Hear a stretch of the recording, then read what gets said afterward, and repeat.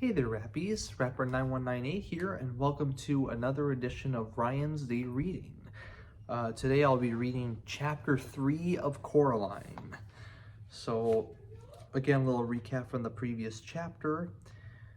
That Coraline was being warned by everybody about not going through the door.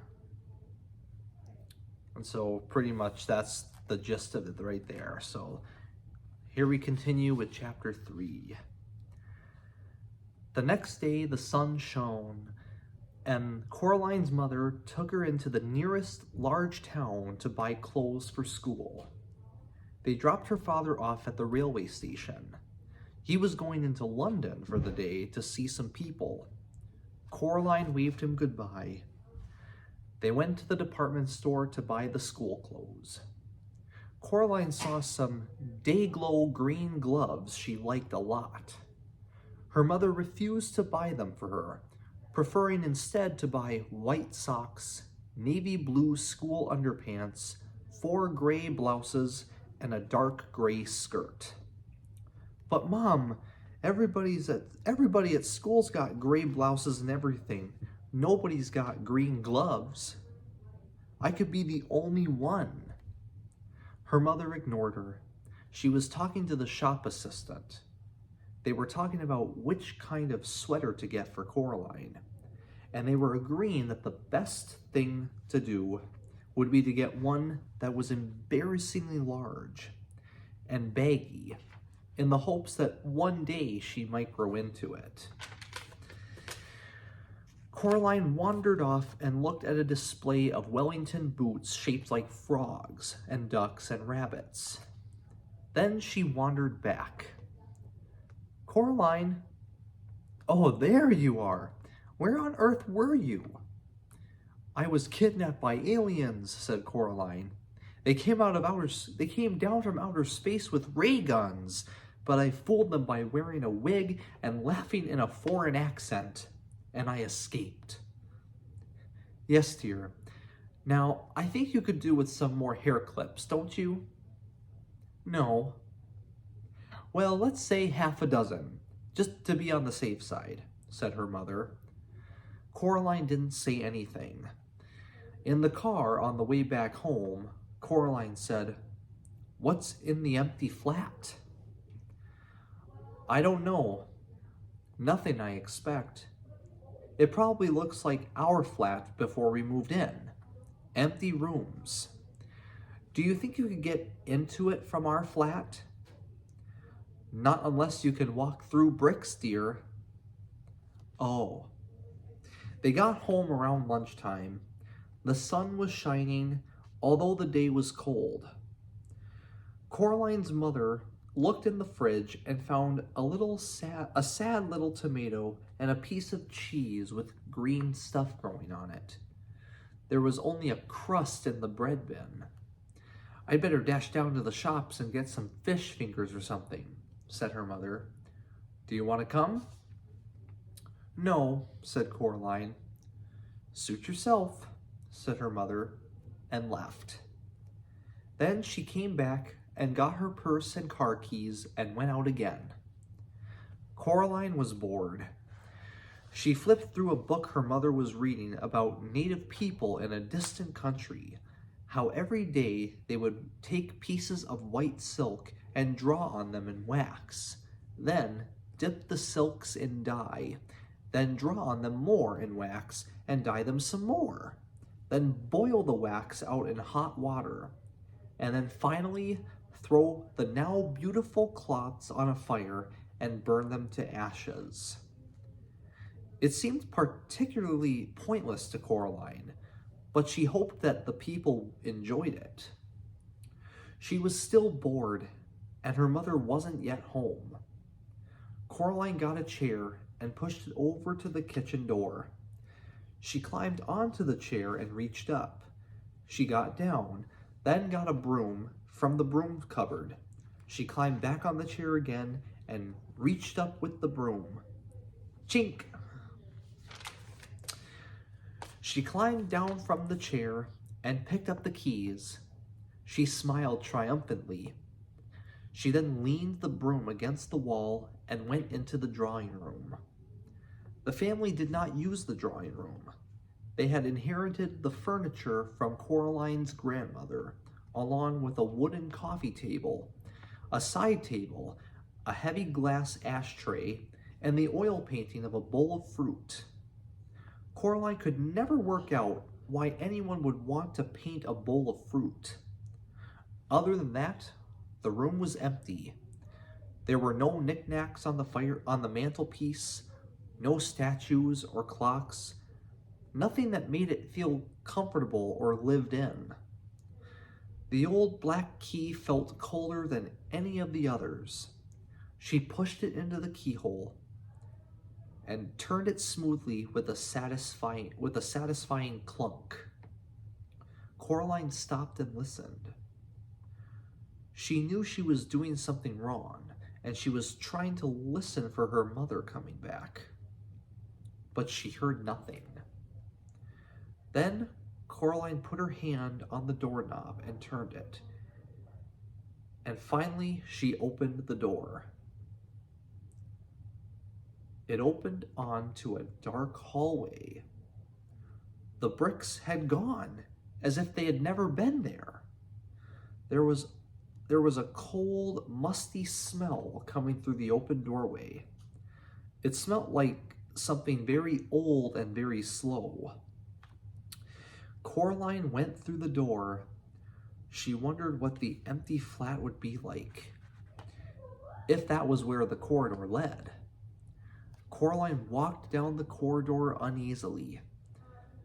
There was something very familiar about it.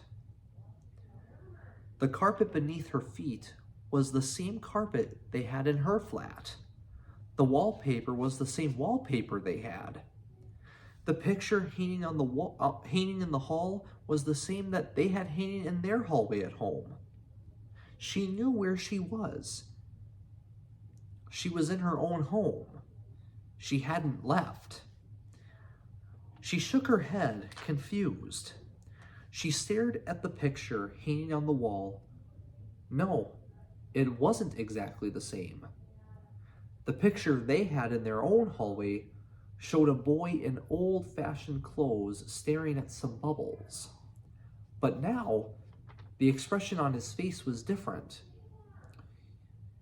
He was looking at the bubbles as if he was planning to do something very nasty indeed to them, and there was something peculiar about his eyes.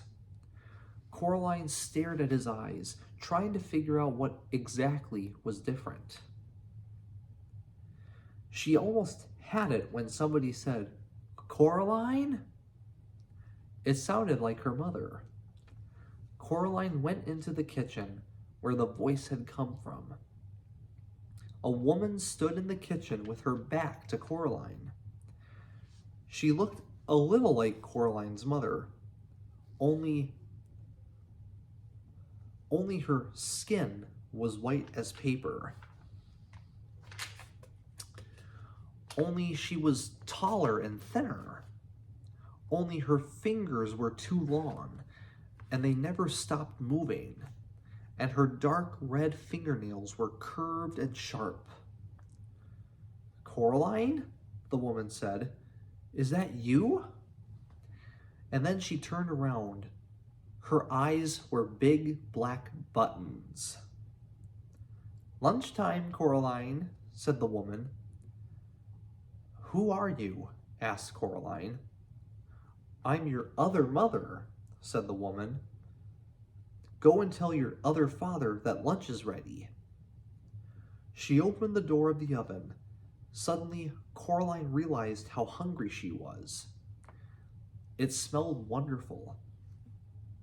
"Well, go on." Coraline went down the hall to where her father's study was. She opened the door. There was a man in there, sitting at the keyboard, with his back to her.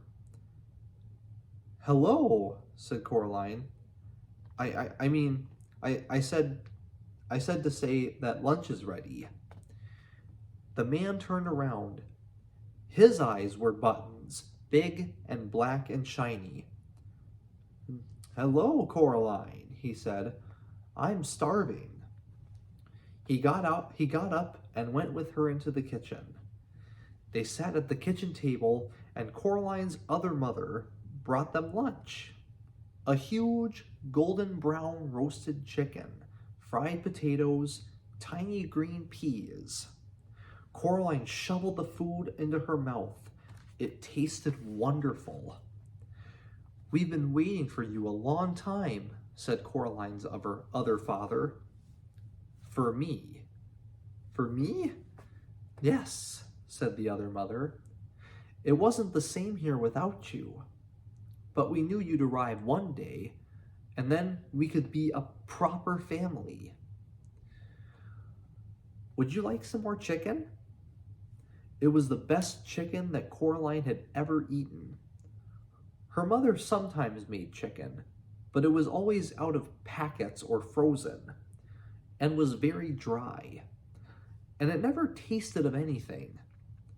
When Coraline's father cooked chicken, he bought real chicken, but he did strange things to it, like stewing it in wine, or stuffing it with prunes, or baking it in pastry. And Coraline would always refuse to touch it on principle. She took some more chicken. "I didn't know I had another mother," said Coraline cautiously. "Of course you do. Everyone does."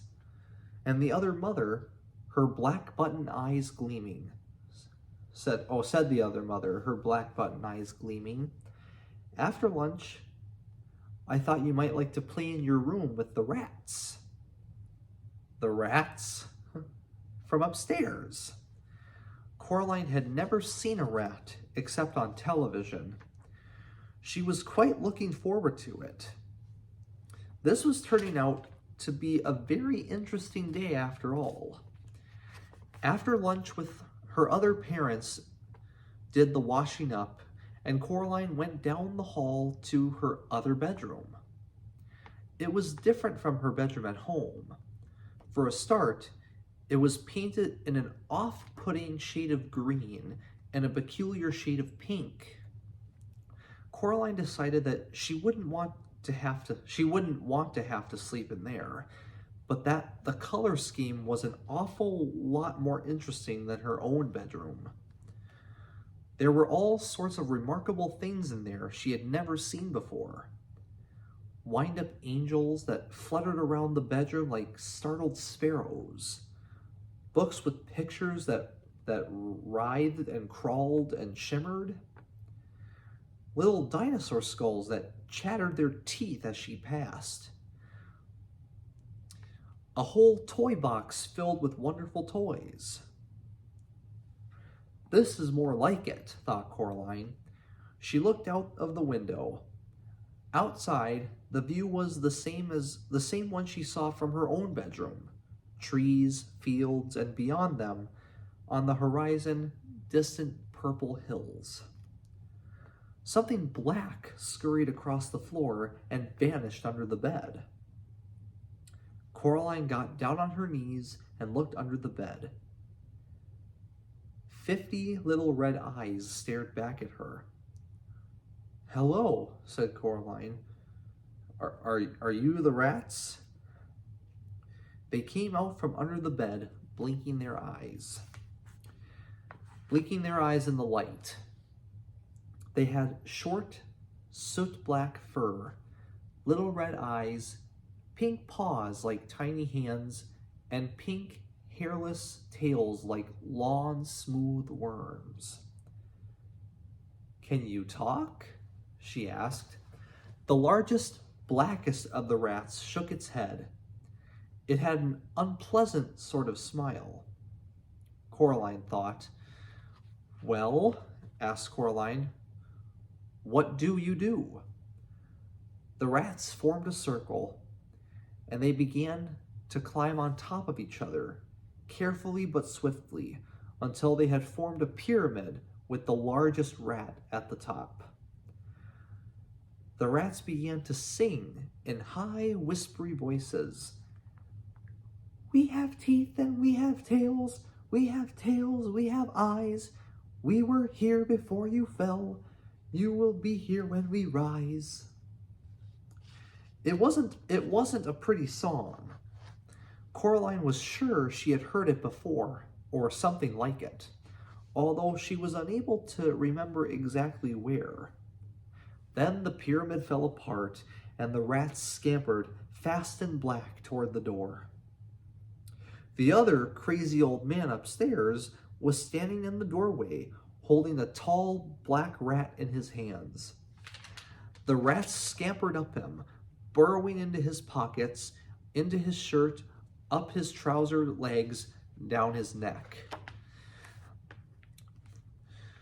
The largest rat climbed onto the old man's shoulders, swung up on the long gray mustache, past the big black buttoned eyes, and onto the top of the man's head.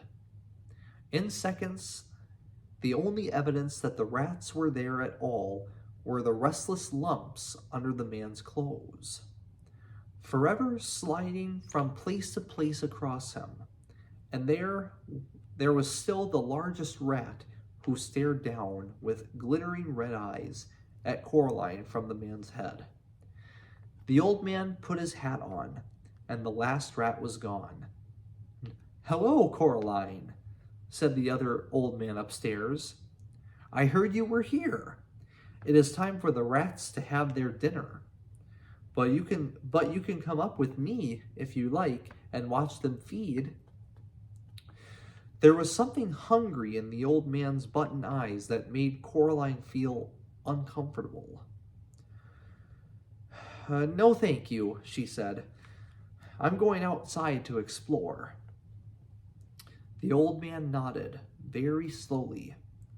Coraline could hear the rats whispering to each other, although she could not tell what they were saying. She was not certain that she wanted to know what they were saying. Her other parents stood in the kitchen doorway as she walked down the corridor, smiling identical smiles and waving slowly. "Have a nice time outside," said her other mother. "We'll just wait here for you to come back," said her other father. When Coraline got to the front door, she turned back and looked at them. They were still watching her and waving and smiling. Coraline walked outside and down the steps. All right, and that concludes chapter 3. And then also, sorry, I didn't show this. Here's a picture of the other mother.